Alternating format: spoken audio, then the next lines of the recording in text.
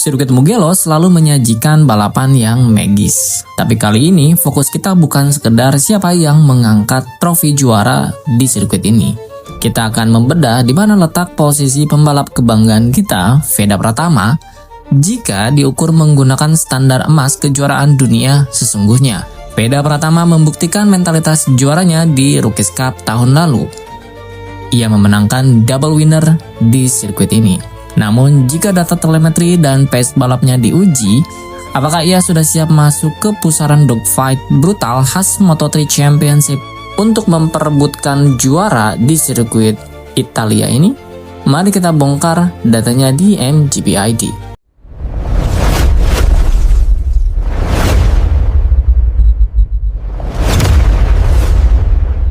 Segmen 1, Dogfight khas Moto3 2025 di Mugello. Di kelas Moto3 2025, Mugello kembali mempertontonkan pertarungan dogfight yang sangat rapat dan juga cukup kejam dari lap pertama hingga garis finish. Balapan berdurasi 17 lap dengan jarak total 89,165 km ini sama sekali tidak memberikan ruang untuk bernapas bagi pembalap di rombongan terdepan. Puncak ketegangan terjadi pada lap-lap krusial di mana 10 pembalap teratas berduel habis-habisan memperebutkan podium tertinggi. Kemenangan akhirnya diraih oleh Maximo Quiles dengan total catatan waktu 33 menit 17,697 detik. Namun esensi dari brutalnya Moto3 terlihat jelas pada margin waktu di garis finish. Alvaro Carpe yang finish di posisi kedua hanya terpaut sangat tipis yakni 0,006 detik dari Max Quiles, dan juga Denis Foggia di urutan ketiga melengkapi podium dengan jaraknya hanya 0,066 detik dari sang pemenang. Sementara itu Jose Antonio Rueda di posisi keempat harus puas gagal naik podium meski hanya berjarak 0,102 detik dari pimpinan balapan.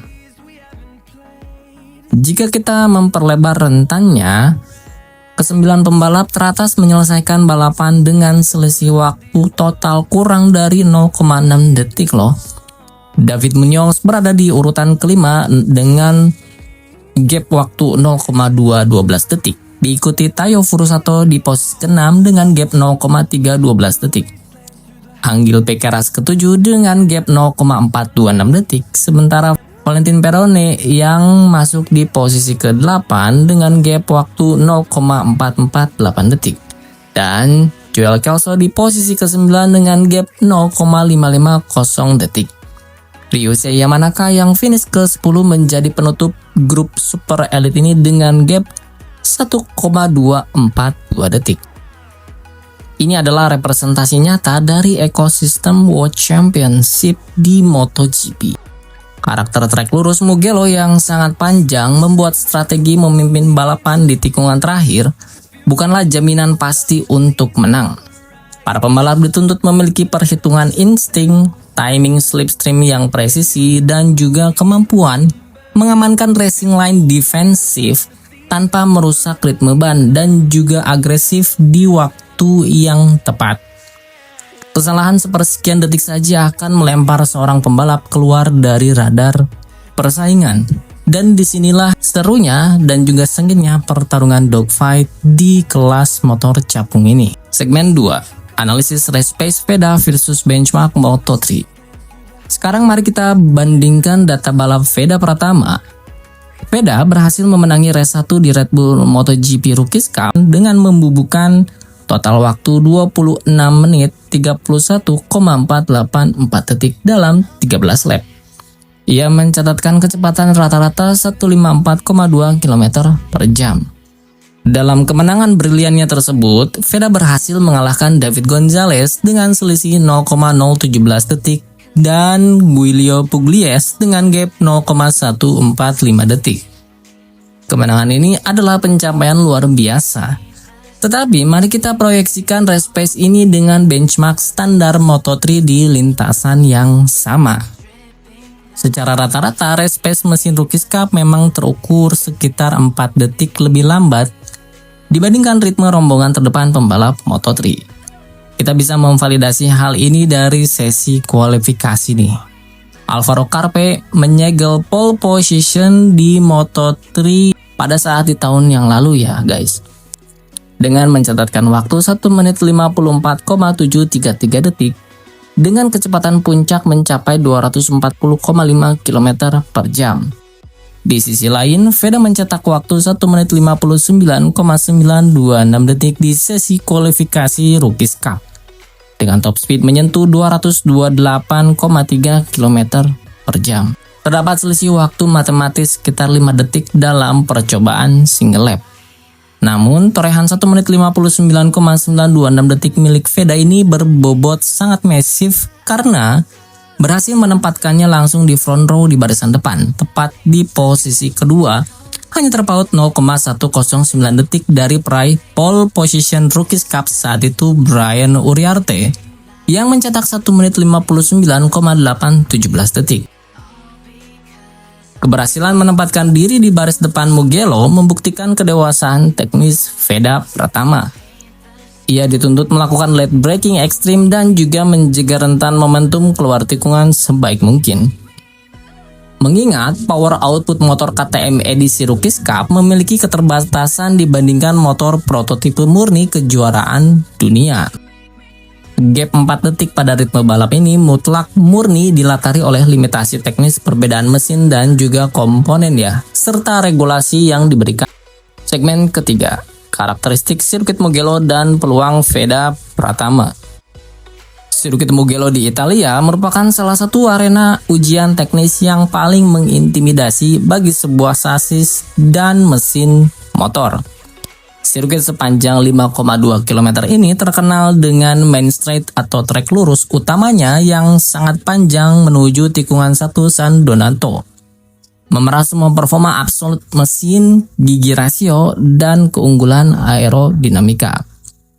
Melihat kalibrasi teknis di kelas Moto3 Championship untuk kompetisi tahun 2026 ini, pertarungan tidak lagi sebatas memeras top speed.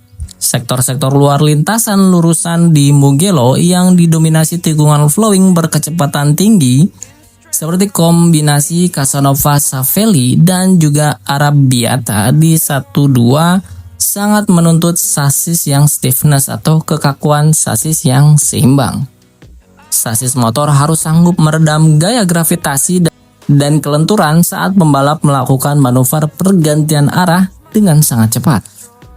Bagaimana prospek Veda Pratama jika kelak diukur menggunakan spesifikasi motor sekelas Moto3 Championship?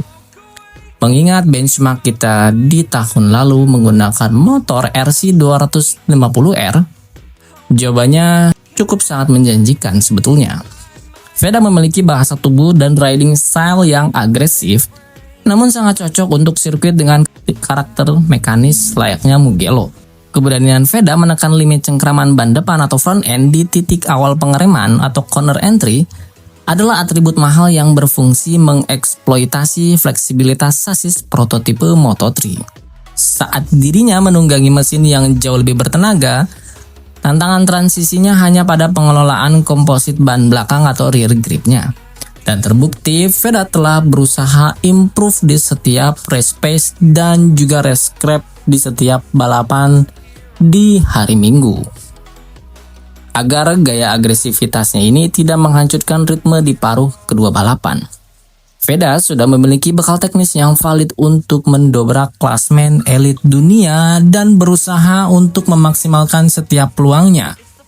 Kalau ditanya di mana posisi Veda nanti di hari Jumat, Sabtu, atau bahkan di puncak pekanan di hari Minggu, jawabannya semuanya tergantung ada pada bagaimana kita bisa melihat benchmark catatan waktu yang ditorehkan di hari Jumat pagi dan juga Jumat sorenya guys.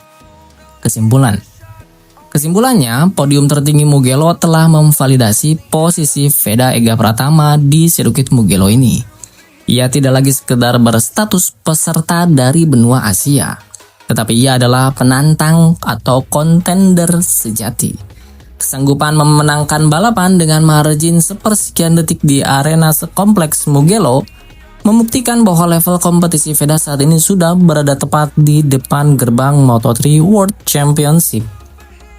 Dan terus konsisten untuk bisa mempertahankan posisi 5 besar di klasmen Moto3 Championship 2026 ini. Ketertinggalan benchmark waktu 4-5 detik dibandingkan di Red Bull Rookies Cup hanyalah tabir batasan perangkat mekanis semata sebetulnya guys. Lalu apa yang membedakan dengan deretan pembalap Asia lainnya? Jawabannya ada pada naluri pembunuh di putaran-putaran akhir balapan. Veda sudah membuktikan dirinya tidak mau sekedar menggantungkan harapan pada manuver slipstream yang pasif. Ia merancang skenario serangannya sendiri lewat titik pengereman di batas akal sehatnya. Veda dibekali stabilitas mental di bawah tekanan tingkat tinggi. Sebuah spesifikasi wajib bagi siapapun yang ingin merajai kompetisi balap tersulit dan terkompetitif di muka bumi ini. Pertanyaannya kini bukan lagi soal apakah Veda mampu bertarung di ajang Moto3 atau mampu bertarung di podium tertinggi. Tapi ya kapan panggung itu akan memberinya ruang untuk bisa tampil menjanjikan di setiap pekanannya. Menarik untuk kita tunggu dan saksikan bagaimana jalannya race di weekend ini guys. Tetap insightful dan tetap kredibel, dan terima kasih buat kalian yang sudah sampai nonton di akhir video ini guys. Sampai jumpa di video selanjutnya.